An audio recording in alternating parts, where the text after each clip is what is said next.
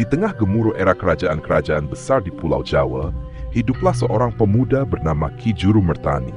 Sejak kecil, ia dikenal sebagai anak yang penuh rasa ingin tahu, dengan pemikiran yang jauh lebih dewasa dari usianya. Ki Juru Mertani berasal dari keluarga bangsawan kecil di sekitar wilayah Pajang, sebuah kerajaan besar yang pada saat itu menjadi salah satu pusat kekuasaan di Jawa. Ayahnya adalah seorang prajurit, sedangkan ibunya berasal dari keturunan orang bijak yang dikenal dengan kemampuan membaca tanda-tanda alam dan nasib manusia. Dalam keseharian, Ki Juru Mertani tumbuh dengan berbagai ajaran tradisional Jawa yang kaya akan filosofi hidup dan kebijaksanaan. Sejak muda, ia sudah dikenalkan dengan ajaran leluhur, terutama ajaran tentang keselarasan hidup, penghormatan terhadap alam, dan nilai-nilai kepemimpinan. Ayahnya, meskipun seorang prajurit yang hidup bayang-bayang peperangan, selalu mengajarkannya untuk memahami bahwa perang adalah pilihan terakhir. Baginya, kepemimpinan yang baik adalah yang mampu menyatukan dan menenangkan rakyat, bukan yang selalu bertempur. Bertumbuh dalam lingkungan keluarga yang bijak, Ki Juru Mertani pun memiliki minat besar terhadap seni perang dan strategi pemerintahan. Di usianya yang remaja, ia mulai mempelajari kitab-kitab kuno yang berisi ilmu kepemimpinan dan tata negara, serta mengamati politik di sekelilingnya. Rasa ingin tahunya yang tinggi membuatnya sering melakukan perjalanan ke desa-desa sekitar untuk belajar dari masyarakat kecil. Ia ingin tahu bagaimana kehidupan rakyat jelata, tantangan yang mereka hadapi, serta apa yang mereka harapkan dari pemimpin mereka.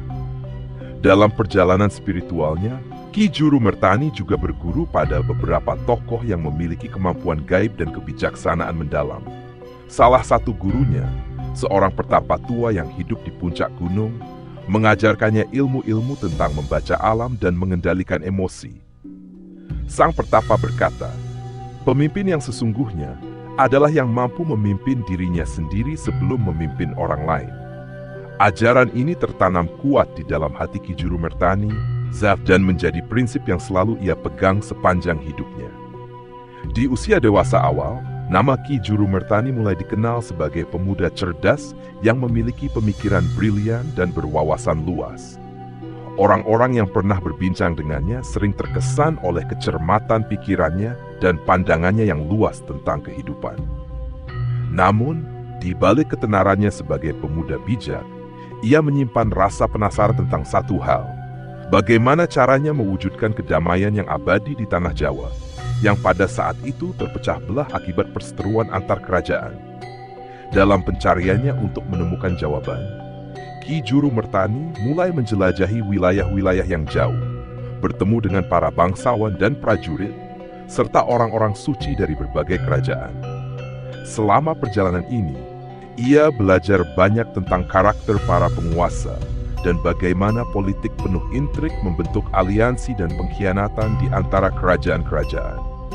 Pengalaman ini mengasah kecerdasannya, memberinya pemahaman mendalam tentang kompleksitas politik, dan mempersiapkannya untuk peran yang lebih besar di masa depan.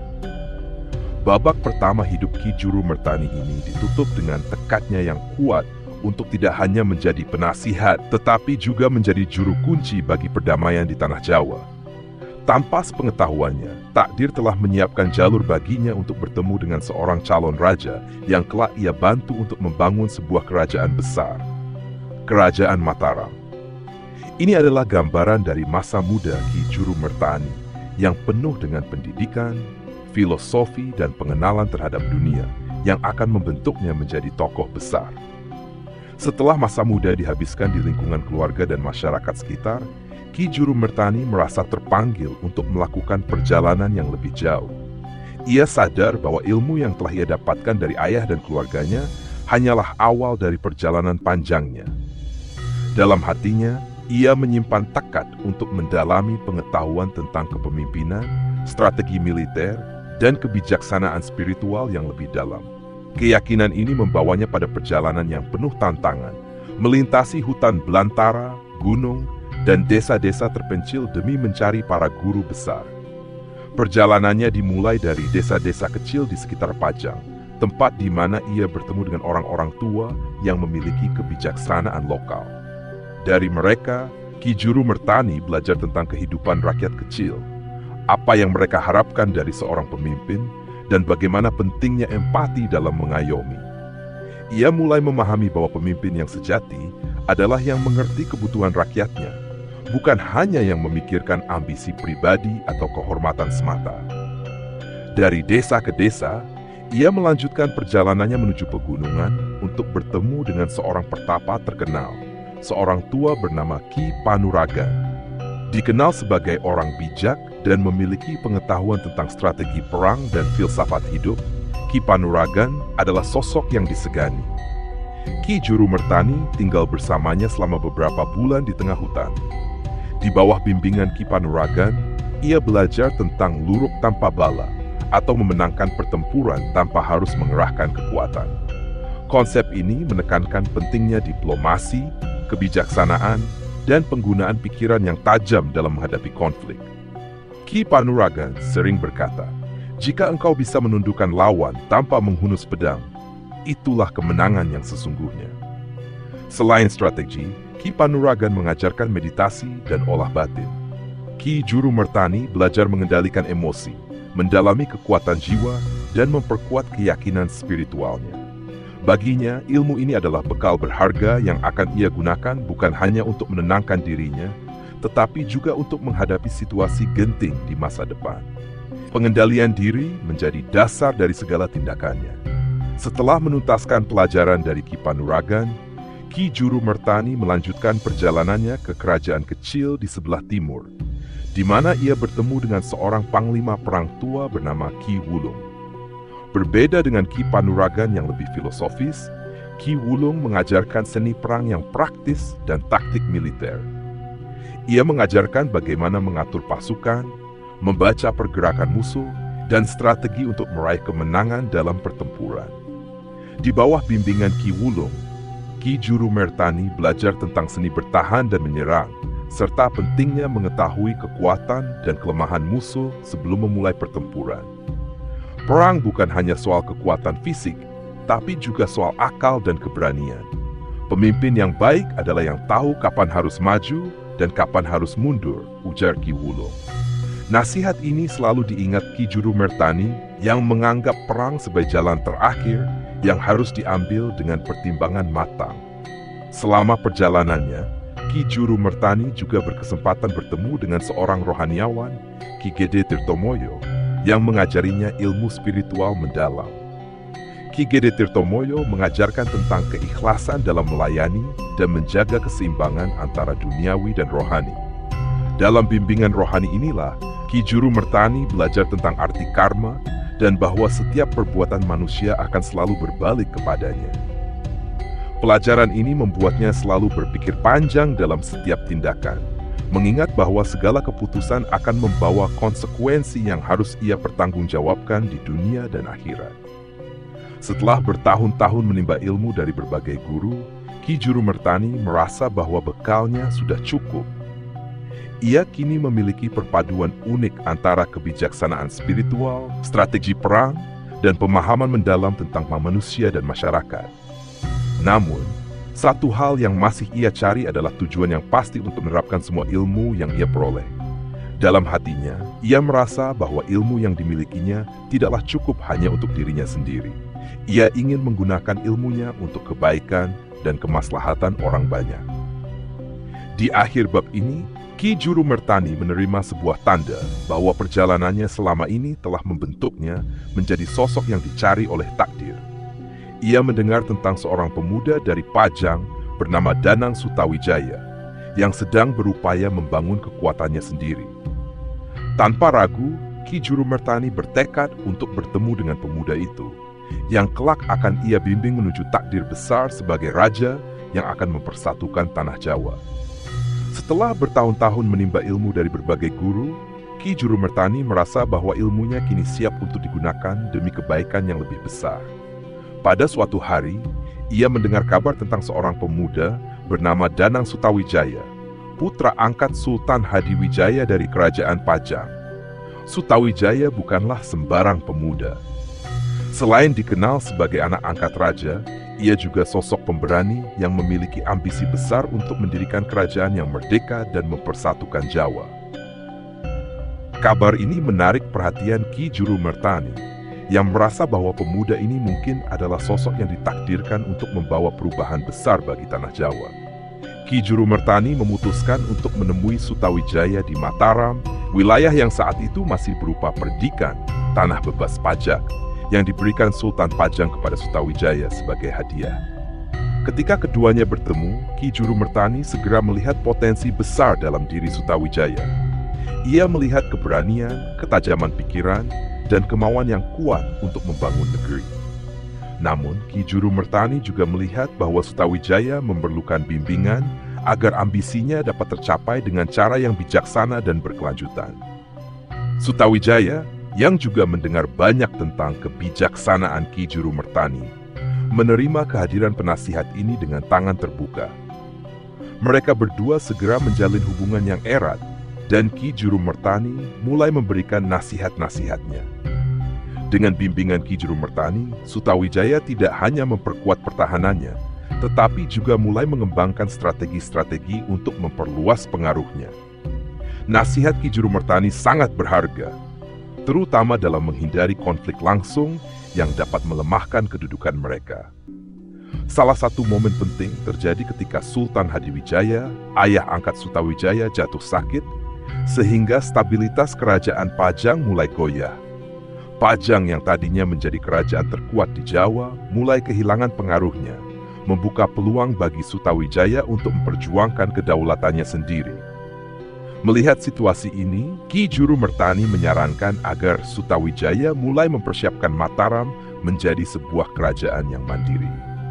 Dengan kecerdikan dan kebijaksanaan Ki Jurumertani, mereka berusaha menghindari pertempuran langsung dengan Pajang, tetapi memanfaatkan momentum pelemahan Pajang untuk memperkuat Mataram. Dalam perjalanan membangun Mataram, Ki Jurumertani seringkali menjadi penasehat utama yang mengarahkan Sutawijaya dalam mengambil keputusan-keputusan penting. Salah satunya adalah nasihat untuk menjalin aliansi dengan para pemimpin lokal di sekitar Mataram.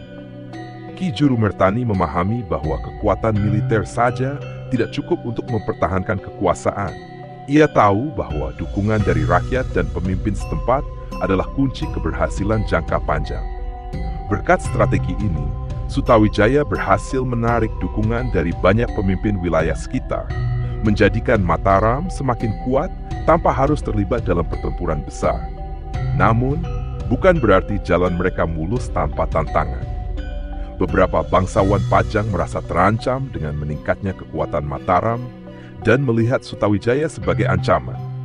Mereka mulai merencanakan persekongkolan untuk menggagalkan usaha Sutawijaya dan melemahkan Mataram. Mengetahui hal ini, Ki Jurumertani menyusun strategi pertahanan dengan cermat. Ia menyarankan Sutawijaya untuk memperkuat benteng dan sistem pengawasan agar mereka selalu siap menghadapi kemungkinan serangan. Dalam salah satu pertempuran, Sutawijaya berhasil mengalahkan pasukan Pajang yang menyerangnya, menunjukkan bahwa Mataram bukanlah kekuatan yang bisa diremehkan. Kemenangan ini membuat Sutawijaya semakin dihormati, tidak hanya oleh rakyatnya, tetapi juga oleh musuh-musuhnya. Di balik semua ini, peran Ki Jurumertani sangat besar. Ia tidak hanya menjadi penasihat strategi, tetapi juga memberikan semangat dan arahan moral kepada Sutawijaya, mengingatkannya untuk tetap rendah hati dan tidak terjebak dalam ambisi kekuasaan. Dengan kebijaksanaan Ki Jurumertani, Sutawijaya berhasil meletakkan fondasi kuat untuk Mataram sebagai kerajaan baru. Dukungan dari rakyat dan penguasa lokal semakin kokoh, menjadikan Mataram sebagai kekuatan besar yang disegani. Setelah Sutawijaya menyatakan diri sebagai Panembahan Senapati, pemimpin pertama kerajaan Mataram, tujuan utamanya semakin jelas: menyatukan seluruh tanah Jawa di bawah satu kekuasaan yang kokoh dan damai. Bagi Ki Jurumertani, tugas ini bukan sekadar memperluas kekuasaan, tetapi tentang menciptakan stabilitas dan kedamaian di Jawa yang selama ini terpecah oleh konflik antar kerajaan. Panembahan Senapati dan Ki Jurumertani menyadari bahwa untuk mencapai tujuan besar ini, mereka harus cermat dalam menyusun strategi dan bijaksana dalam menjalankannya. Perjuangan ini memerlukan lebih dari sekadar kekuatan militer. Mereka harus memenangkan hati para pemimpin wilayah dan rakyatnya. Ki Juru Mertani kembali mengingatkan Senapati bahwa penyatuan Jawa tidak bisa dicapai hanya dengan perang. Kemenangan yang sejati adalah ketika musuh menjadi sekutu, kata Ki Juru Mertani. 1. Diplomasi dan aliansi. Saran pertama Ki Juru Mertani adalah menjalin diplomasi dengan kerajaan-kerajaan kecil dan penguasa lokal. Ia menyarankan Panembahan Senapati untuk mengundang para pemimpin wilayah sekitar, mendengarkan keluhan mereka, dan memberikan dukungan pada wilayah-wilayah yang membutuhkan bantuan. Dengan pendekatan ini, beberapa wilayah mulai menerima kekuasaan Mataram tanpa perlawanan. Mereka melihat Mataram bukan sebagai ancaman, melainkan sebagai pelindung. Ki Juru Mertani juga menyusun strategi diplomatik untuk menjalin aliansi pernikahan dengan keluarga-keluarga bangsawan dari kerajaan kecil. Pernikahan politik ini dilakukan dengan tujuan untuk memperkuat ikatan antara Mataram dan kerajaan-kerajaan lain. Aliansi ini menjadikan Mataram semakin dihormati dan dipandang sebagai pusat kekuasaan yang berwibawa. 2. Menundukkan lawan dengan kebijaksanaan.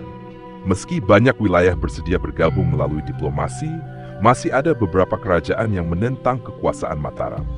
Di antara mereka adalah wilayah-wilayah yang khawatir kehilangan kendali atau yang bersekutu dengan Pajang dan Demak, dua kerajaan yang masih memiliki pengaruh besar. Dalam menghadapi musuh yang keras kepala ini, Ki Juru Mertani mengembangkan strategi yang disebutnya sebagai ngeluruk tanpa bala, mendekati lawan tanpa pertempuran. Pada suatu waktu, Ki Juru Mertani menyarankan Panembahan Senapati untuk mengirim utusan berisi hadiah dan pesan damai kepada salah satu pemimpin wilayah yang menentangnya. Dengan cara ini, Ki Juru Mertani mencoba mengikis kebencian yang mungkin ada dan menanamkan benih kepercayaan. Lambat laun, banyak pemimpin yang awalnya menentang mulai mempertimbangkan ulang pandangan mereka terhadap Mataram. Mereka melihat bahwa Mataram bukan hanya mencari kekuasaan, tetapi menawarkan perlindungan dan stabilitas. 3. Pertempuran strategis. Namun, dalam beberapa kasus, perang tidak bisa dihindari. Ketika ada beberapa wilayah yang tetap menentang meskipun berbagai upaya damai telah dilakukan, Ki Juru Mertani menyarankan Senapati untuk melakukan operasi militer dengan cepat dan efisien, menghindari korban berlebihan. Dalam setiap pertempuran, Ki Juru Mertani selalu memastikan bahwa strategi yang digunakan adalah yang paling efektif dan minim kerugian. Dalam beberapa pertempuran penting, Ki Juru Mertani sendiri memimpin pasukan di medan perang, menggunakan taktik-taktik yang mengandalkan kecepatan dan kejutan untuk melemahkan musuh dengan cepat. Salah satu contoh terkenal adalah ketika Mataram menghadapi wilayah yang kuat di timur. Ki Juru Mertani menyusun strategi gerakan pengepungan yang membuat pasukan musuh kehilangan akses ke sumber daya, memaksa mereka menyerah tanpa banyak pertumpahan darah. Taktik ini menunjukkan bahwa Ki Juru Mertani bukan hanya ahli dalam strategi militer, tetapi juga dalam memahami psikologi lawan. 4. Membangun persatuan dengan rakyat. Selain menaklukkan dan menjalin aliansi dengan para penguasa, Ki Juru Mertani mengingatkan pentingnya memenangkan hati rakyat. Ia menyarankan Senapati untuk membangun infrastruktur, membantu para petani, dan mengadakan acara-acara keagamaan yang melibatkan rakyat. Dengan demikian, rakyat mulai melihat Panembahan Senapati sebagai pemimpin yang peduli pada kesejahteraan mereka, bukan sekadar raja yang haus kekuasaan. Ki Juru Mertani juga mendorong Senapati untuk mendengarkan aspirasi rakyat melalui pertemuan-pertemuan terbuka. Di bawah nasihat Ki Juru Mertani, Panembahan Senapati mendirikan sistem pengelolaan tanah yang adil, di mana rakyat tidak dibebani pajak yang berat. Sebaliknya, mereka didorong untuk bekerja bersama-sama demi kesejahteraan bersama. Sistem ini semakin memperkuat posisi Mataram sebagai pusat kekuasaan yang dicintai oleh rakyat, menghadapi ancaman dari luar. Namun perjalanan menyatukan Jawa tidak selalu mulus. Pada suatu waktu, muncul ancaman dari kerajaan luar Jawa yang ingin menguasai wilayah pesisir Jawa. Ki Juru Mertani menyusun strategi pertahanan yang kokoh di sepanjang garis pantai, mempersiapkan pasukan Mataram untuk menghadapi ancaman tersebut. Berkat strategi pertahanan yang kuat, Mataram berhasil mempertahankan wilayahnya dan menunjukkan pada dunia luar bahwa Jawa kini berada di bawah satu kekuatan yang kokoh. Setelah berhasil menyatukan sebagian besar wilayah Jawa, Panembahan Senapati dan Ki Juru Mertani menyadari bahwa mempertahankan persatuan ini akan menjadi tantangan yang lebih besar daripada meraihnya. Kedamaian di Mataram terancam oleh sejumlah masalah internal dan eksternal yang menguji kekuatan dan kebijaksanaan Panembahan Senapati serta kecerdikan Ki Juru Mertani sebagai penasihatnya. 1. Pemberontakan internal. Seiring waktu, beberapa penguasa daerah yang sebelumnya telah setia mulai merasa resah dengan kekuasaan Mataram. Mereka merasa bahwa Mataram semakin besar dan mulai mengambil terlalu banyak kendali atas wilayah mereka.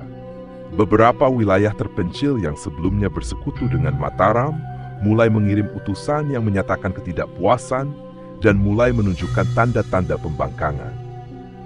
Hal ini membuat Ki Juru Mertani sadar bahwa menjaga keseimbangan antara kendali Mataram dan kebebasan para penguasa lokal adalah tugas yang rumit.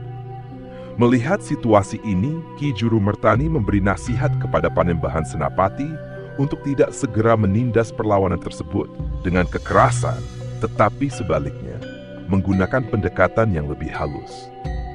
Ki Juru Mertani menyarankan agar Senapati bertemu langsung dengan para pemimpin wilayah yang merasa tidak puas, mendengarkan keluhan mereka, dan mencari solusi yang saling menguntungkan. Dengan cara ini, Panembahan Senapati berhasil meredakan sebagian besar ketegangan dan meyakinkan para penguasa lokal bahwa Mataram tetap menghormati kedaulatan mereka. Namun, ada satu wilayah yang tetap memberontak dengan keras dan menolak segala upaya perdamaian. Panembahan Senapati, atas saran Ki Juru Mertani, akhirnya mengirim pasukan untuk menghadapi pemberontak tersebut. Berkat strategi yang cerdik, pemberontakan berhasil dipadamkan tanpa banyak korban jiwa. Peristiwa ini menjadi pelajaran penting bagi Panembahan Senapati dalam menjaga stabilitas wilayahnya dan memperkuat rasa hormat para penguasa lokal kepada Ki Juru Mertani. 2. Ancaman eksternal. Selain masalah internal, ancaman eksternal juga datang dari kerajaan-kerajaan tetangga yang merasa terganggu oleh pengaruh besar Mataram. Salah satunya adalah ancaman dari wilayah pesisir yang bersekutu dengan kekuatan asing untuk merebut wilayah strategis di Jawa. Melihat ancaman ini, Ki Juru Mertani menyarankan Panembahan Senapati untuk memperkuat pertahanan laut serta membentuk aliansi dengan beberapa kerajaan yang tidak sehaluan dengan musuh tersebut. Ki Juru Mertani menyusun strategi pertahanan yang tidak hanya mencakup kekuatan militer, tetapi juga melibatkan jalur perdagangan dengan wilayah lain. Dengan memperkuat hubungan dagang dan diplomasi, Mataram berhasil memperoleh dukungan dari wilayah lain di Jawa, sehingga ancaman eksternal ini bisa ditekan tanpa harus terlibat dalam peperangan besar. Strategi ini memperlihatkan kemampuan Ki Juru Mertani untuk mengatasi masalah dengan cara yang cermat dan tidak selalu mengandalkan kekuatan senjata. 3. Tantangan alam dan kesejahteraan rakyat. Setelah menghadapi berbagai ancaman, Mataram juga diuji oleh masalah alam yang tidak kalah besar. Kekeringan panjang dan hasil panen yang buruk. Bencana alam ini membuat rakyat menderita dan menyalahkan kekuasaan Panembahan Senapati. Sebagai penasihat, Ki Juru Mertani merasa ini adalah tantangan terberat. Karena masalah ini bukan hanya soal strategi militer atau diplomasi, tetapi tentang mempertahankan kesejahteraan rakyat. Untuk mengatasi hal ini, Ki Juru Mertani menyarankan agar Senapati memberikan bantuan berupa persediaan makanan kepada wilayah-wilayah yang terdampak kekeringan. Selain itu, ia mendorong Senapati untuk memobilisasi sumber daya Mataram guna membangun saluran irigasi dan bendungan di beberapa wilayah, sehingga wilayah-wilayah tersebut tidak akan tergantung pada curah hujan semata. Meskipun pembangunan ini membutuhkan waktu dan biaya yang besar, Ki Juru Mertani yakin bahwa langkah ini akan membuat rakyat kembali percaya pada kepemimpinan Mataram. Usaha-usaha ini perlahan-lahan membuahkan hasil.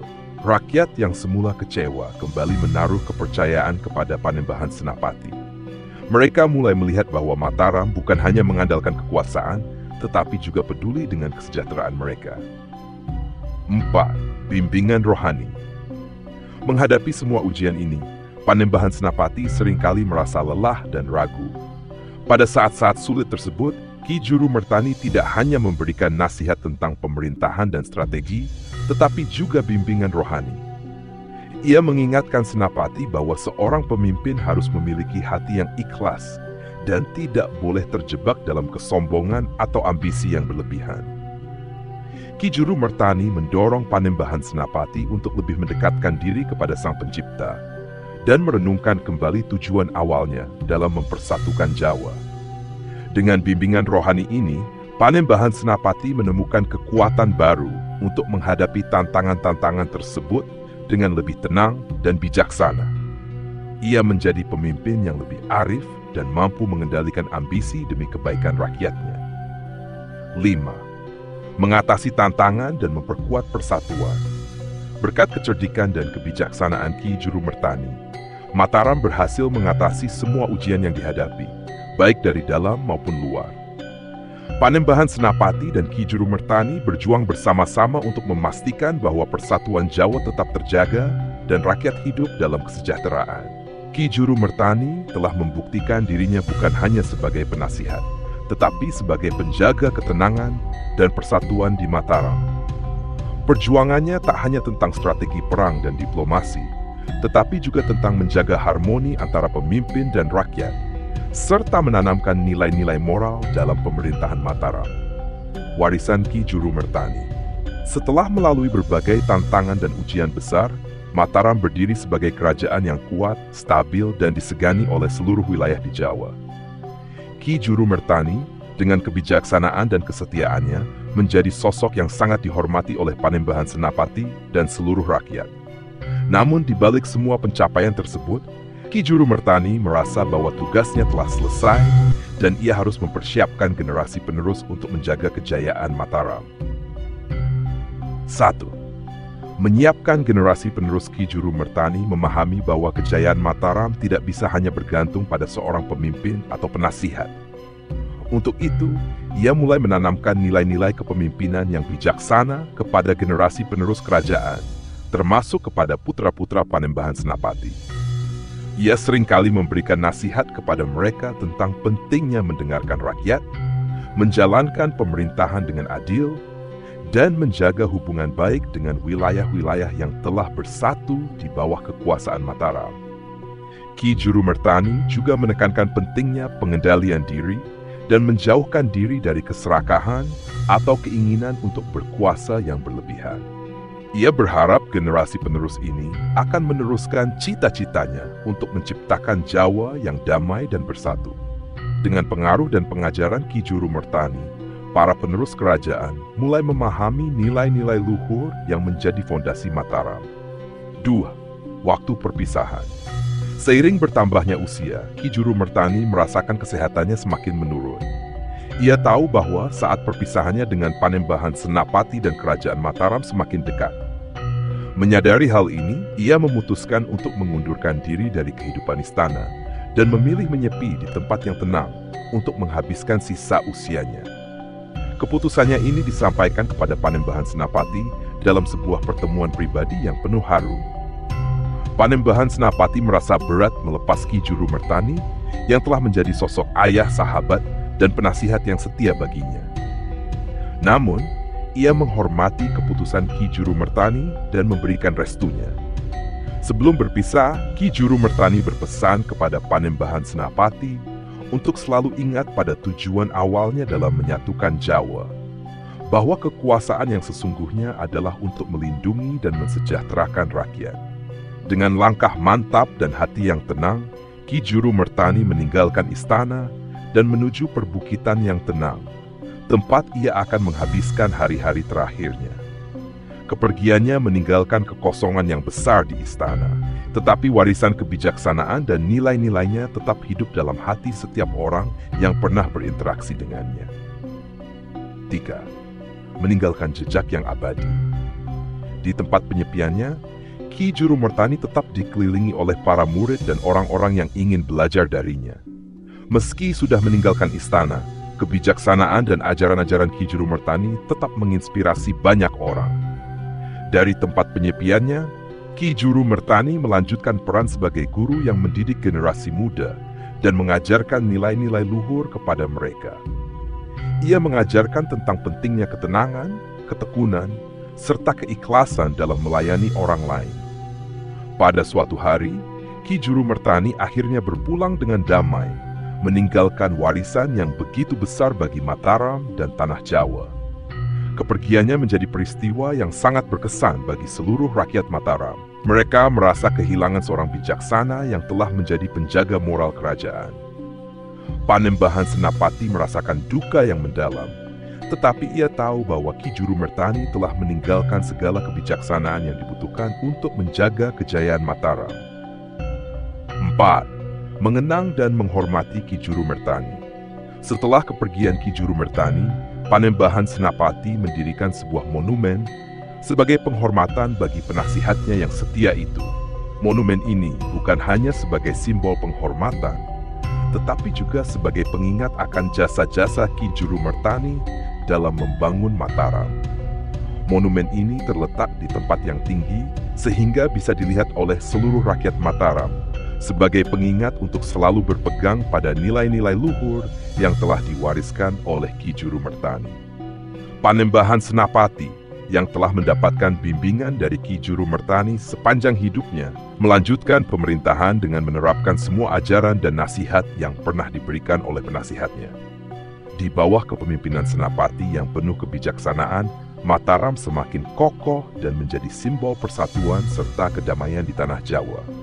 5. Warisan kebijaksanaan. Kisah hidup dan ajaran Ki Juru Mertani tidak hanya hidup dalam ingatan Panembahan Senapati dan keluarganya, tetapi juga menjadi inspirasi bagi para pemimpin Mataram yang datang setelahnya. Kebijaksanaan, kecerdikan, dan kesetiaannya menjadi legenda yang terus diceritakan dari generasi ke generasi, menjadi teladan bagi pemimpin yang ingin memimpin dengan hati yang bijaksana dan jiwa yang tulus. Warisan terbesar Ki Juru Mertani adalah bukan hanya kerajaan yang kuat, tetapi juga nilai-nilai moral dan kebijaksanaan yang ia tanamkan dalam setiap lapisan masyarakat Mataram. Ia menunjukkan bahwa kekuasaan yang sejati bukanlah kekuasaan yang diperoleh melalui kekerasan, tetapi kekuasaan yang dipenuhi dengan ketulusan, kebijaksanaan, dan keinginan untuk melayani. Dengan berakhirnya kehidupan Ki Juru Mertani, kisah panjang perjuangan Mataram pun memasuki babak baru, dengan para penerus yang berusaha menjaga cita-cita dan nilai-nilai yang telah ditanamkan oleh penasihat besar ini. Nama Ki Juru Mertani tetap dikenang sebagai salah satu sosok paling bijaksana dalam sejarah Jawa, dan kisah hidupnya menjadi legenda yang menginspirasi generasi-generasi berikutnya untuk memimpin dengan hati yang jernih dan jiwa yang kuat. Dengan demikian, berakhirlah cerita sejarah ini, di mana Ki Juru Mertani telah meninggalkan warisan abadi yang tak hanya berwujud kekuasaan, tetapi juga kedamaian, persatuan, dan kebijaksanaan yang selalu dikenang sepanjang masa.